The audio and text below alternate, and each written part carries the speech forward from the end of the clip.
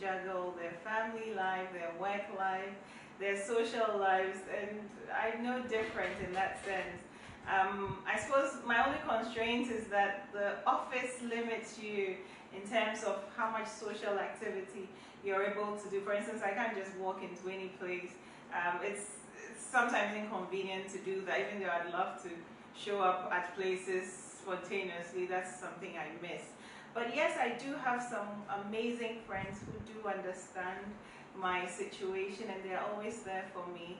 I meet up with them every now and again, social gatherings when they have something going on, or they come over, and they are amazing. So shout out to my friends, my far friends especially. They've been very supportive, and these are friends that go way back from university days.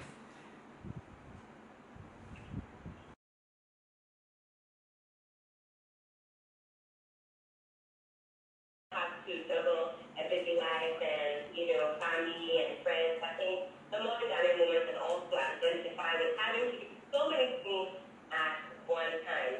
And now the object of the second lady is senior ceremonial. Not everybody knows entirely what the office does or what some of the projects are. But I think 6 years in the office, just seeing at least that with a lot of the projects that you are involved with, what inspires you? Oh, I'm really inspired to serve, Helen. I think to whom much is given, much is expected, and really this position is such a privilege for me, and I think the best way to express it is by making it be of service to others. So I wake up each day thinking, how can I be of service? How can the work I do benefit as many people as possible? And that is what inspires me. That is what drives what I do. And so people say, well, you're different. I think, well, I don't know if I'm different necessarily, but I'm very driven to be impactful, and hopefully I'm able to do that. And I think we can see, and a lot of people can see the impact that you've had through things, for instance, like the NGO, the Samira Empowerment and Humanitarian Project. Yeah. A lot of your work is women-centered. We have things like the Safe Delivery Project, the State Empowerment Initiative, of course, many, many, many other things. Can you talk to us a little bit about some of these projects and what is the motivation behind them, especially seeing as they're women-centered? Where do I start from? We're doing so many things, Helen. Really, we have a three-pronged approach. We have three thematic areas for our NGO, the Samira Empowerment and Humanitarian Projects. We have the health, we focus on health, we focus on education, and women empowerment. Now, in the areas of health, our flagship program or project is the Safe Delivery Project, where we are supplying birth kits to expectant mothers. And this project, I can't stop talking enough about it because it really gives me a lot of pride. We looked at the worst case scenario in the country where maternal mortality was the highest at the time, which was East Gonja district. It's now a municipality based on Ghana Health Service data. And we went in, designed a project that would move women to clinics and health centers, give them medication to stop the hemorrhaging, give them a delivery pack which had a blanket, a sterilized blade for delivery, all the things that the woman needs. I don't want to get into the details, but basically this project has been so impactful. It's over 2 years, and it took us a year to research into this project, to start the project. It took us, we've been at it for 2 years. We go into the municipality every quarter, and from the worst case in the country, I'm proud to say that as at now, there's zero mortality in that district from all those three main issues of mortality, which was hypertension, hemorrhaging, and infection, so far as we're concerned, and the Ghana Health Service data. So I'm extremely proud of that. And that's only a part of the broader health issues that we're addressing. We support health facilities with equipment and supplies, to augment their efforts at supporting women. And then also in education, we have our Library in a Box project, which is really exciting. I love reading, I love books. I want to encourage as many of our young ones to start reading, because really, reading is the window into the world. That's where you see the world, because we live in Ghana, maybe a child lives in this village or even a town, but beyond that town, what is beyond? It's through books that we learn about other countries, other societies, other people. We learn about tolerance, we learn about so many things. It's our window into the world. And so this project allows us to give schools books, and through our projects, we're able to see schools have started reading time on their timetable. So those are the sorts of impacts that we're seeing. And then we're also, as part of our empowerment for women, we're training women in skills development. We're giving them equipment, supplies to set up after training. In some instances, we're even giving them cash so that they can start businesses with it. So we've been pretty busy, and currently we've built 4 factories. I'm about to go and get them launched, share factories with partnerships. And what I want to emphasize on is, you know, all of these things are possible because we build partnerships. We work with other people, and that's very important. For a lot of people listening, sometimes you have an idea and you ask yourself, how do I make this happen? And it is finding the right people, the people who have the mindset, who also are willing to support your effort. And together, we've really done amazing things in the last 4 years, and I'm looking forward to doing even better things in the next 4. Well, that's truly exciting, and you've been very, very busy. A lot of these initiatives are great initiatives. Just listening to you talk about the statistics of the mortality rate, that's incredible stuff. Absolutely. And to everybody else in the room, you too can ask a question at the end of the conversation. Don't raise your hand, and we have moderators in the room who will bump you up to the top, and then you two can get involved. Now, my next question, I don't want to call it an insert one, but every time this sort of question pops up, not everybody wants to answer it.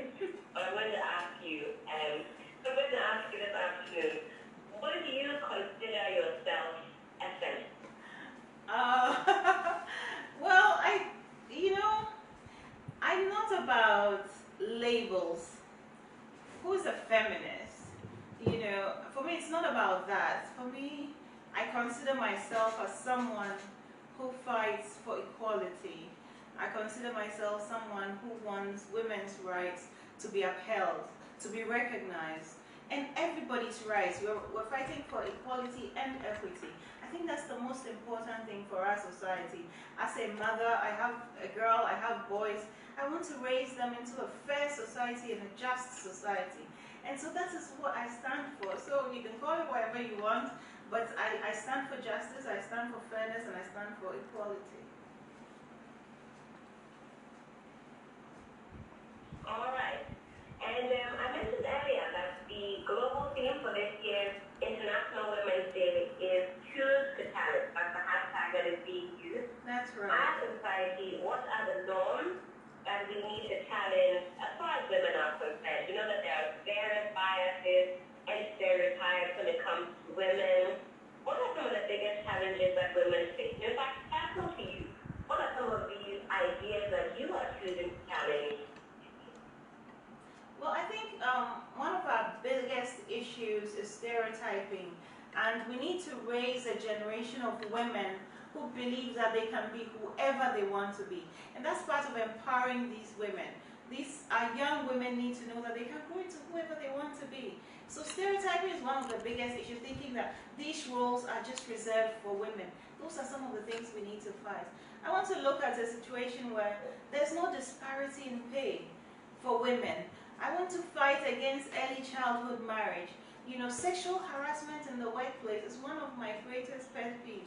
For where I sit here as second lady, I get so many complaints. I get young women coming to me and saying, Your Excellency, I've finished school, I'm trying to find a job, and this is what I'm confronted with, and I'm desperate. What is there to do? And these are the things that I hope today our conversation will start. I'm sure it started already. Some people are talking about it, people are addressing it.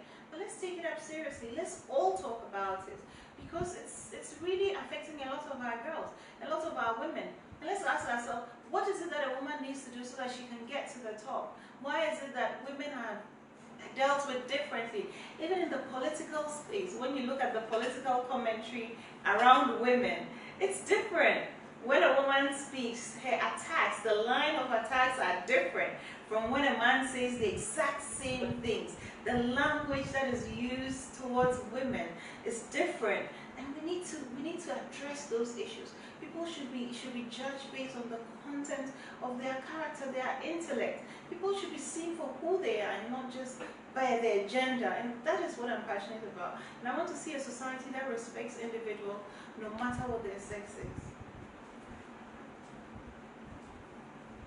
Now, already from this conversation, we know that you wear a number of hats. We've spoken about the Samira empowerment and humanitarian politics, something that maybe not everybody knew about.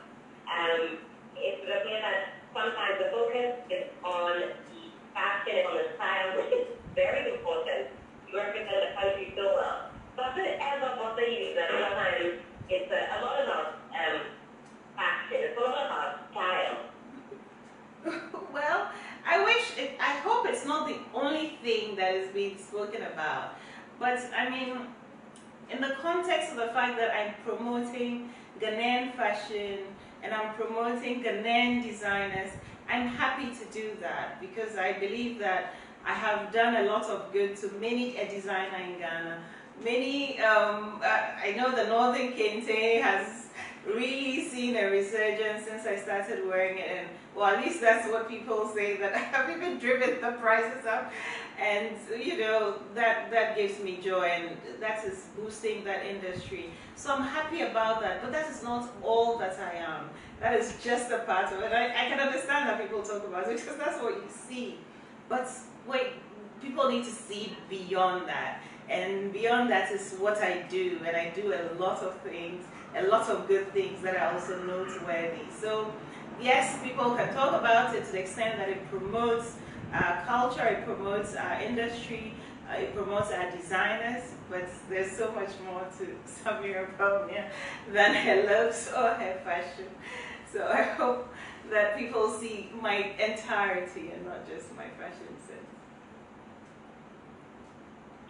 So that's very exciting. And like you said, you are driving for the prices of some of the fabric, some of the Helen, I'll tell you a funny story. I'll tell you a funny story. So I met this man who said, "Listen, Mrs. Bawumia, you're causing problems for me in my house because my wife is always going to this designer that you're wearing, and she wants to wear it all the time." I said, "Well, let it go and get it." So I think it's a good thing, you know. So, so I'm sure I'm causing a lot of problems, but it's a good thing. The designer is getting business. Exactly, but it's a good thing, I suppose. Now, you mentioned being a mother. We know that you're a mother of 4. Yes. And we're talking about wanting to live a world where there's equality for your daughter and your son.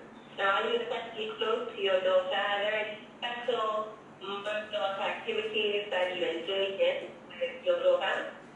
Oh, you know, teenage daughters, actually, I've tried to keep them away from the public eye as much as possible because I understand that they didn't sign up for this. I think I've done a fairly good job so far. But yes, I'm fairly close to my children, all of them. My daughter, when she was younger, we used to do a lot of activities together. I'll take her to, she's a bit boisterous, I take her to taekwondo, swimming, ballet, all of those fun stuff when they didn't have a choice, right? But today, would you believe it, Helen, she thinks I'm not cool and she's trying to teach me to be cool. So she teaches me all the new language, the lingo, the teenagers' language and things. She thinks her mom is not cool. Can you imagine? That's terrible, isn't it? She actually thinks I'm not cool, and I keep telling her that I am cool, but she's not buying it. So yeah, but we are very close, and yeah. I'm an only girl as well, so I kind of feel her pain. So I try to be there for her as much as possible. Because I have 3 boys and a girl, so I try to make sure she's not too lonely. I am an only girl and I have 5 brothers. So I grew up pretty lonely in that sense. So I try to be there for her as much as possible. But I'm close to all my children. I try to spend a lot of time with them as much as possible. Now, you're not very comfortable with your teenage daughter at the moment, but you'll soon come back into style. I'm probably I hope so. You know, as a teenager, it's not very cool. Hanging out with mom, but you'll still be back in style and still be, you know, want to spend more time with you and the games with you. But for now, I think you have to accept that you're not as cool as you look like. I know. I know. It's unfortunate, but you know. Let's talk a little bit about COVID-19. Sure. We're still in the throes of a pandemic. Now, with the onset of COVID-19, women have been disproportionately affected. We've seen an increase in domestic violence cases. Women are losing out on income because a lot of the times they have to stay at home with their children. In fact, very staggering statistics that said that sexual and gender-based violence have increased by some 82% in the Volta region in 2020 alone. What is being done to support women in COVID-19 times? Right. Well, I'm proud to say that COPASH, which I chair, together with DOS, to have a dedicated helpline for domestic violence. So unfortunately, as you mentioned, during this COVID period where women are being made to stay home longer because some of the jobs are undertaken in the house, so they are forced to be at home with abusive partners, so it's perpetuating the violence, or sometimes even, you know, just the frustration of being at home and the cabin fever that is setting in is increasing violence. So that helpline has been dedicated. After this event, I'll put the line on my media handle so that everybody can access that line in case you're going through something like that. And government also had a COVID relief package that we put out for people. I remember there is actually ongoing, there was before the election, and then it's also ongoing now, this NBSSI, National Board for Small Scale Industries, a package for young people, which not actually for entrepreneurs, young entrepreneurs, small scale, medium scale entrepreneurs. There were monies giving out to people to help encourage them into business to go on. So that was also going on. And then in-house as well, we have our SEP Entrepreneurial Development Initiative, which, as I mentioned, we've been training women. We've trained thousands of people across this country, giving them important skills so that they can start their businesses. We've given them startup kits. We've given them capital to start up. And then, of course, with the dedication of our President, His Excellency Nana Akufo-Addo, and his able team, we have the vaccine here now, and so hopefully we'll see the end of this and we can get back to life as normal. So a lot has been done. Let's just hang in there and finish hard, as they say, and as Mr. President says, this too shall pass. Lovely. Now, sticking with COVID-19, I have unsuccessfully tried to join TikTok and learn a number of dances, well, especially during the lockdown period. How do you keep busy, or how did you keep busy during the lockdown period? I know that some people are saying that they were still suffering with burnout, they're tired of the Zoom calls, they're tired of being at home, and tired of watching YouTube. What was life like during lockdown? I know. I just mentioned cabin fever. I know it's stressful, especially for young people who are used to being out there and socialize. In fact, I think as human beings, we are social beings, aren't we? We're meant to interact. So it's not normal for us to not be in a situation where we are interacting. So I think we're all a little bit stressed right now, maybe terribly depressed, because we have to curtail our social lives. But let's put it in perspective. It's a necessary evil so that we can enjoy later. So let us hold back. So maybe what are the coping mechanisms? Let's learn a new skill. So for those out there who don't know how to cook, maybe it's a good time to learn to bake, to learn something new. So I tried, Helen, would you just promise you're not going to laugh? Because I tried this. I'll do my best. Listen, I tried this online aerobics thing that I tried to follow. It was a disaster. By the third day, I was crawling all over the place, and I said, okay, maybe I chose the wrong thing to learn, but but I know. So it's just things that would amuse you, encourage you.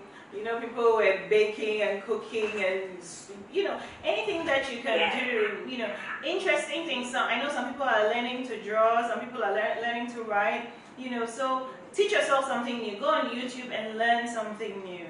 Maybe that will distract you, or even it's a good time to even think of a business idea, because it's in challenging times that solutions come to us as people.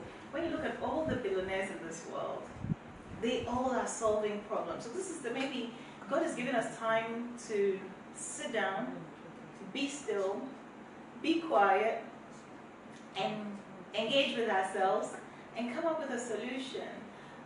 So for those of us who have the luxury of doing that, that's what I'll recommend. But the most important message is that let us bite this bitter pill, let us restrain ourselves, let us hold back, and rather be alive and stay well so that we can enjoy many healthy years ahead, rather than be part of the victims that have been counted.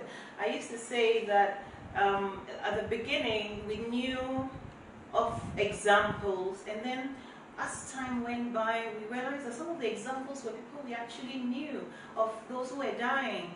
And you really don't want to become an example yourself. You don't want to become a statistic yourself.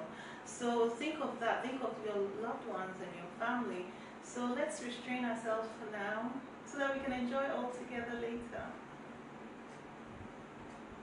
And that's a great advice. Let's be still, let's be quiet, so that we can come out, you know, healthy and strong on the other side. Absolutely. If you want to just join the Clubhouse room, engaging with Mrs. Samira Bawumia this past International Women's Day. If I haven't already wished you all a happy International Women's Day. The hashtag that we're using today across all the different social media platforms is hashtag Samira Bawumia. And a number of you are already engaging with us on Facebook, on Instagram, and on Twitter as well, using that hashtag. So thank you all for getting engaged.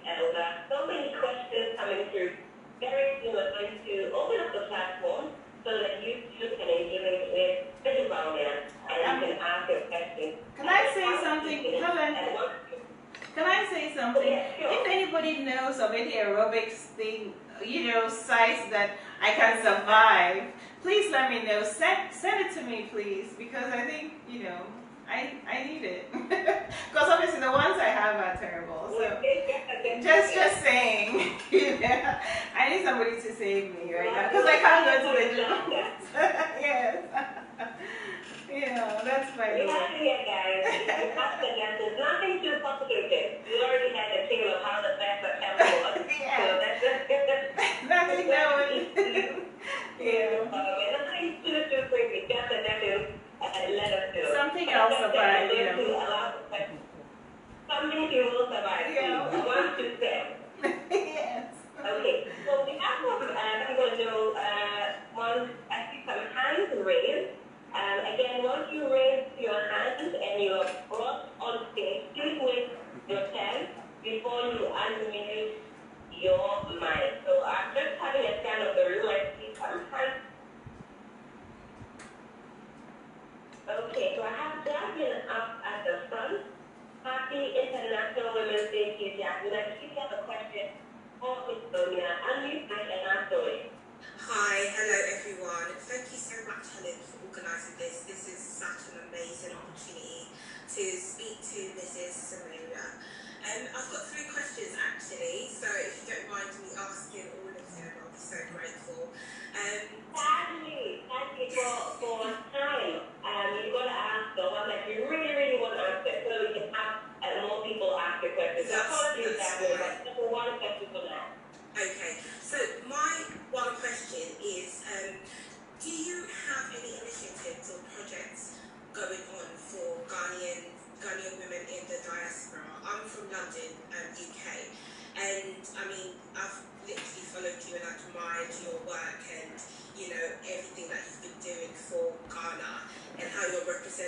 country in an amazing light. So I just wanted to know, do you have anything going on for women in the diaspora to support you and support your work? As we're not in Ghana, we're actually outside in the diaspora. So is there anything that you're doing that we can also contribute and support you in your movement? Well, thank you, Jasmine. Currently, all our programs are in Ghana, but what we do is that we engage with people from the diaspora, so I'm so glad that you're following this conversation and you've been following the good work we're doing. Every now and again, I travel across the world and I speak to Ghanaians in different countries, and I encourage them to invest their time and resources back home, and it could be in any form. So if you visit our website, which is www.bawumia.org, you will see all the things that we do and how you can be of support. And I like also to mentor young women as well. So women like yourself.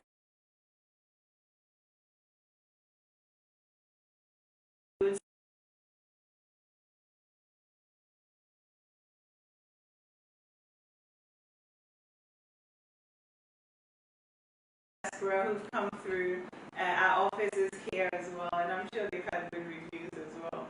I didn't putting up their reviews online. I should check and see, but yes. So that's the answer, Jasmine. But thank you again for your question. Thank you so much. It's funny that you say you've got internships and stuff like that going on, because that was going to be another question of mine, which is, would you think of opening an etiquette school which empowers women and sort of supports women aspiring to be just like you? That's a thought. I'll give it a thought. Thank you very much. Thank you. Thank you, Jasmine, for that question. And I believe Manisi also has a question. And Manisi, unmute your mic and take it up.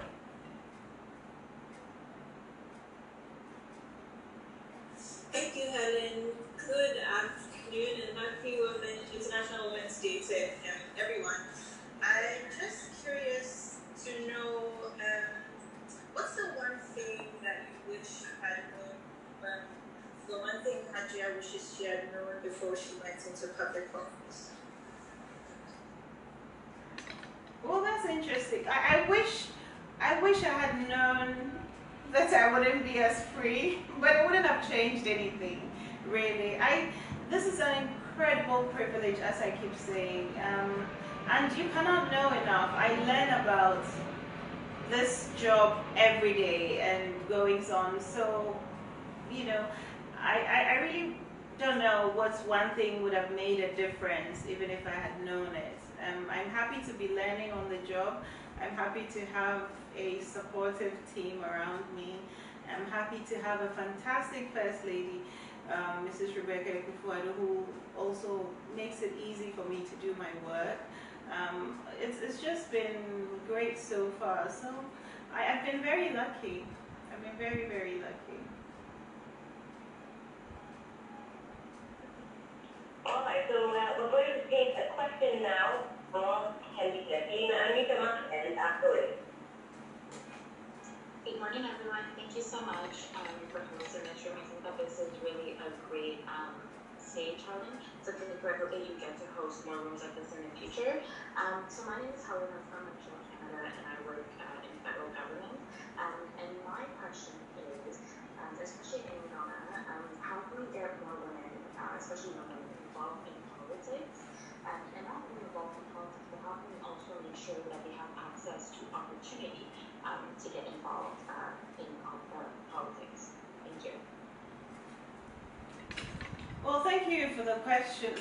Well, there's so many factors that inhibit women being in politics. There's so many barriers to entry for women in politics. As I said, the commentary around women in politics, it can be really brutal, and some women, get very uncomfortable with it. So we have to have a society that is tolerant and that understands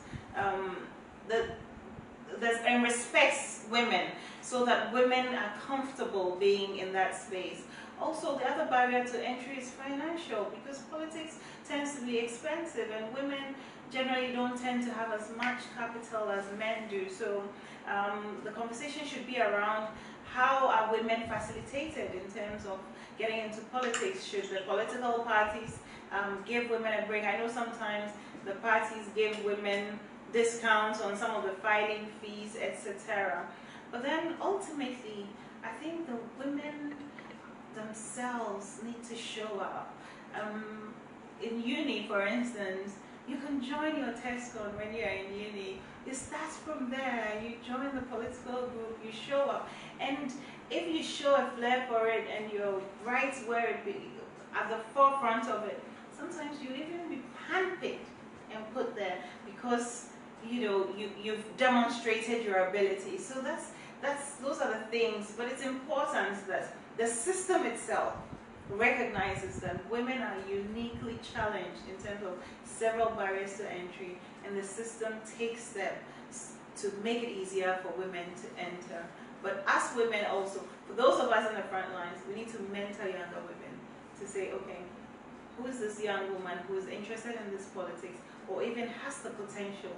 She may not be interested, but we can identify her and say, look, you can do great things, because politics is about saving lives if you're doing it for the right reasons. It's about making an impact. So if you identify a young woman and you can say, look, you have something in you, we can nurture you, and one day you can make a difference in your community, in your society. So mentorship also plays a big role in that sense. I hope I've answered your question. Yes, it was great, and I actually do really agree that mentorship makes a huge difference. For me, I got I got access to get to work in federal government due to mentorship. So thank you very much for that. Right. And thank you for that question, Helena. I do know that International Women's Day will still be behind and let the men get involved a little bit. So we do have a question from Burma. So Burma, unmute the mic and ask away.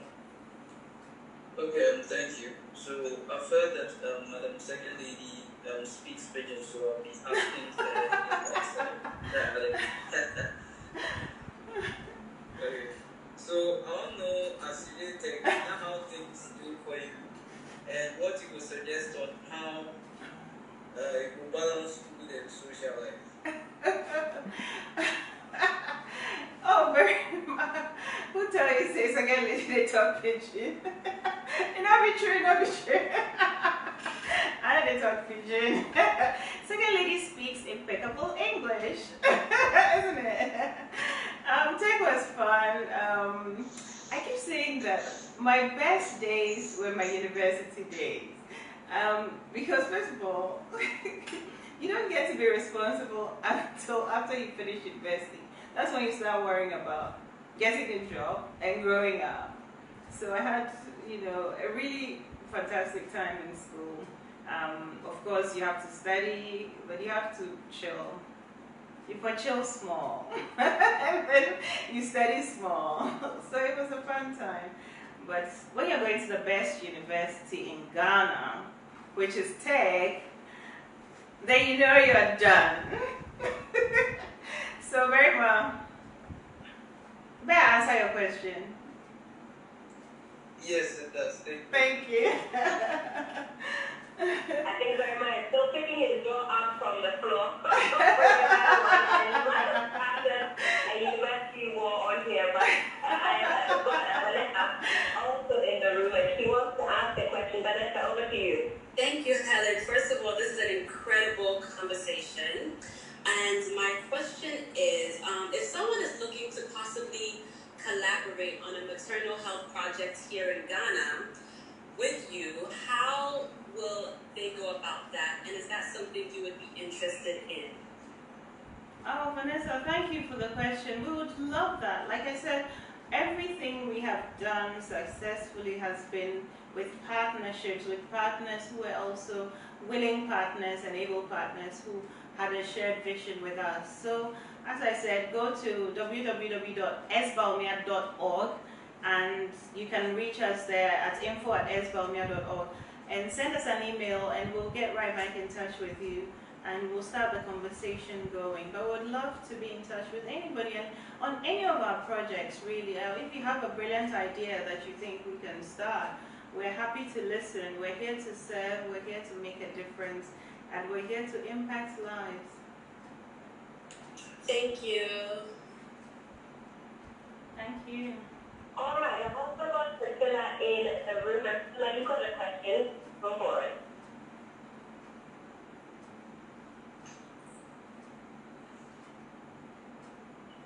Hello, Priscilla. Unmute your mic and ask your question. Hi everyone. I want to say thank you to Helen for having us. I want to say Happy International Women's Day to Mrs. Samira Bawumia and to all the ladies here. My question is, so Mrs. Bawumia, you are the the wife of the vice president, you are a mother, and you also have personal things going on as working in the public service. So with all those roles, which one do you enjoy most? And then why do you choose that as the one that you enjoy most? Being the second lady, being a mother, and also being a wife to the vice president. Thank you. Oh, you're trying to get me in trouble. I'm not gonna. Okay, listen. You're trying to get me in trouble. I think the politically correct answer is that I love my husband and my children both equally. Yes, but you can't really separate them because they are it's become second nature. A mother is who I am. You know, a wife is also who I am. I've been married for what? I can't even remember how many years. It's 17 plus years. So it's almost my second nature now.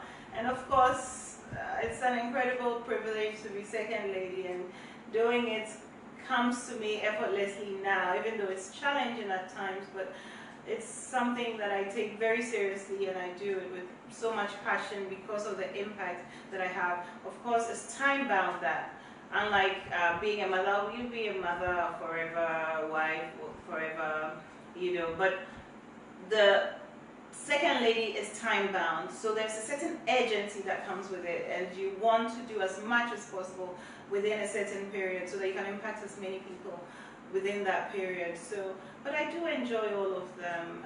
But it's really, and then I dedicate, you know, a fair amount of time to each of those roles as best as I can. So I hope I haven't gotten into trouble with this answer. No, you haven't. Well, when I get home, I'll find out. Yes, thank you. From what we see from the outside, these guys are doing a good job, and keep them up, and you have all of us looking at you. So thank you. Thank you. Thank you for that, Priscilla. I've also got Joanna in the room. Joanna has a question. Over to you. Hi everyone, happy International Women's Day to everyone, and thank you Helen for organising this, and also thank you to Mrs. Samira for gracing us with your presence. I have a question. One of the things that I absolutely adore about you is that you're very poised, you're eloquent in the way you carry yourself with grace, and you also know how to maintain your femininity despite being in a position of leadership. And I feel like oftentimes women in leadership feel the pressure to portray themselves in a masculine way, just to be taken seriously as a leader. And I just wanted to ask, what tips would you give to women, especially those in leadership, in how they can maintain their femininity and remain poised and be as graceful as you are? Well, thank you. I think it's important that you know your stuff. I think that is what earns you the greatest respect in whatever space you are in. Once people engage you and they understand that you're intelligent and you're on top of the issues that they're engaging you on, then they have no choice but to respect you. And so they would look beyond your looks. You know, they'll go beyond that. But of course, we all fall victim to it. They see a pretty face and, you know, there's a tendency to be dismissive of a pretty woman, you know. And so sometimes I see people they're almost shocked that, oh, when she's intelligent. I'm like, what were you expecting? It's almost as if you cannot be good looking and smart, and we need to challenge that stereotype. You should own your beauty, you should own your femininity. You are a woman, and that's who you are. But when you're walking into a boardroom, when you're walking into a space where you're leading, you should also know your stuff. Because you're not there because you're a woman, you're not there because you're beautiful, you're there because you're smart. And that is what they should remember you for. So that when you speak, they remember what you said. You make an impression on them. It's not just the first impression, there should be a lasting impression. And it should be what comes out of your mouth. So that is very important. So know your stuff and be on top of your stuff. That's a winning formula. Thank you so much for that. I feel like I would be really interested in some type of training provided by yourself, and I do hope that that is something you would look into in the future. Well, thank you for suggesting that. I will look into it. Thank you so much for your time. Thank you. And thank you for that question, Joanna. Elaine, you're next. Please unmute the mic now for it. Thank you so much, Helen, for arranging this. Really, really appreciate it. Hats off to you, well done. Thank you so much, Mrs. Samira, for giving us your time today. I have a couple of questions. I mentored over 400 women. I'm compiling inspirational African female leaders, a list to speak to them on. And one thing I want to ask you is, what do you want to be known for? What legacy? Because obviously you're doing your time. What would you want to be known for? Not just in the land of Ghana, but in the history books. I'm linking your kindness. I just want to be known as somebody who cared about what she did. And that's as much as you can do. Because you need to, it needs to matter that what you're doing matters to other people. And that's as much as you can give. The impact, that is secondary. How people perceive it, that is secondary. But you, what comes from you should be true. It should be truth. It should be honest.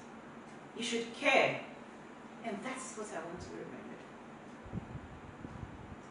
Thank you very much. That's amazing. I will be emailing your office for you to be a speaker at one of our conferences. Well, I hope. Okay, we'll look forward to your email. Thank you. You're welcome. And thank you for that question, Elaine. I'll take one more from the women. We have spoken and spoken and spoken. I didn't even realize how much time had already passed. Time does fly when you're having a good time. But I'll take one last one from Chief Women. So good of your hands up. So apologies. If I'm able to squeeze in one more, I will. But Chief Women, over to you. Thank you very much, and it's exciting to find the excellency here.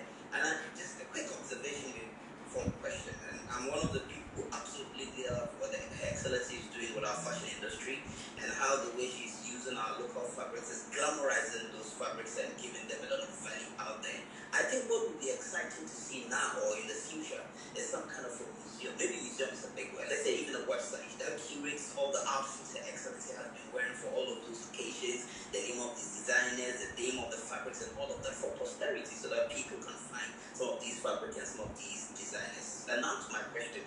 Your Excellency, do you think it's possible to have very serious collaborations between women from different political parties, or they will always be restrained by their loyalty to their political party? And I ask this with the context of when the former President John Mahama appointed Professor Nana as the running mate. There was this whole controversy in the media that for the NPP to respond very well, they had to unleash the NPP woman to kind of quote attack her.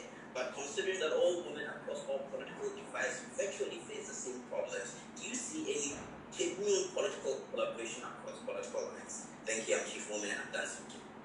Oh, Chief, thank you for joining us. I'll make you an honorary woman today for braving on International Women's Day. Yes, actually, it's a good question you asked. We should be able to, of course, and there is the rigor of politics. There's a time and place for politics. But there are times when we ought to put it aside So I hope that when those times come up, when the time comes where we need to rise to that occasion, we are able to rise to that occasion. That is what I would like to see. And what about the Museum of Samira Fashion?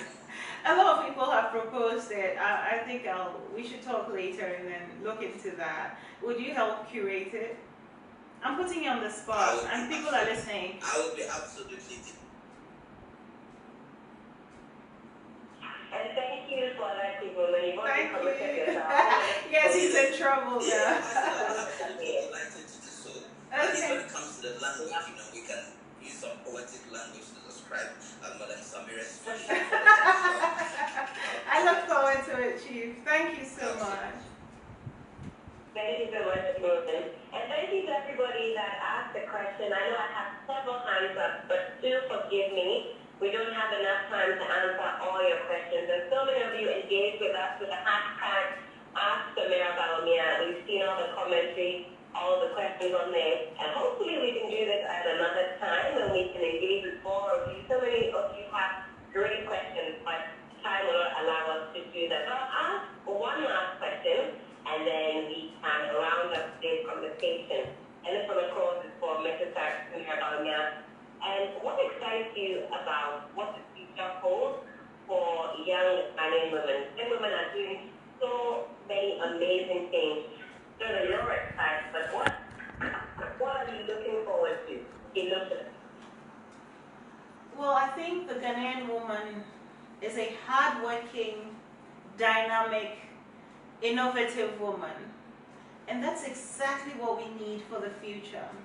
So for all of us, as women, and especially for the young women, when I see what is happening today in terms of businesses, up-and-coming startups, and what young women are doing, I know the future is bright for the young woman, the confidence that our young women have, and the sort of leadership that we have, and those who are ready to mentor, I know that we're in a good place. And the sort of leadership we have today, which is ready to carry us on to the next level. So I'm saying, if you have ideas, don't let anybody pull you down. Don't let anybody discourage you. Make sure that you speak to the right people. People who will encourage you to see your dreams come to fruition. Because the future is bright. If you stick to your dreams, you stick to your vision, and you're serious about it. And I know that the Ghanaian woman has what it takes. We are strong. We can do it. And I know you will do it. I have faith in you. And thank you for that. And today has been really, really, really exciting. I know that we've learned so much about you today. We've learned that you don't have time for your friends. That's true to me to say. I have to do. Well, don't put it that way, Helen. Don't put it that way. Put it in a nicer way. Well, it's too late now.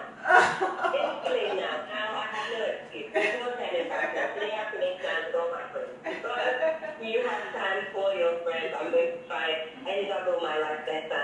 And it was also very eye-opening to learn about your NGO, and in particular, listening to things like your commitment to reducing maternal mortality through projects like the Safe Delivery Project, that you're a mother of four. And even though you might not be cool at this point in time, and you enjoy that role and you love it, along with the other roles that you have as a woman, you truly demonstrated that no Ghanaian woman only wants to wear many hats, and it was very exciting to hear you speak kitchen as well. I'm going to also practice my kitchen tonight. I'm really inspired. But when we started this discussion, we started off with a bit of a game. We called it Two Truths and a Lie.